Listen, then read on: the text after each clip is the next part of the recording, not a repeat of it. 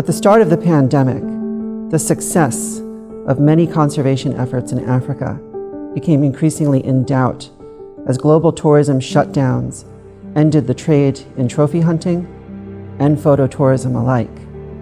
Over the past 2 years, Africa's conservation systems have been thrown into an unprecedented crisis. As tourism dollars dried up, there were very few revenues to support the management of wildlife and to provide benefits to the rural communities and the landowners who are the stewards of the continent's natural heritage. What the future holds is still in question. What we do know is that there are mounting threats to the systems of conservation that are already in place and helping Africa recover from COVID-19. Attacks on the hunting trade emanating from the United Kingdom and the United States risk pulling the rug out from conservation efforts in Africa at one of the most inopportune times possible. This cannot be allowed to happen because we know that one of the surest ways to prevent future pandemics is to conserve healthy, functioning ecosystems, something that Africa's hunting trade does quite well.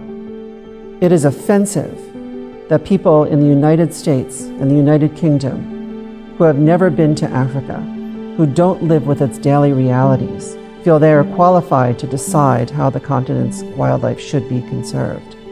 One of the things that has been encouraging in the past few years has been the increasing recognition of African voices in the conservation dialogue.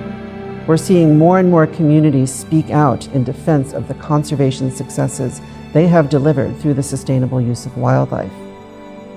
African voices must be seen as leaders in the conservation movement and not simply as subjects and pawns to be moved around the board for the satisfaction of Western NGOs.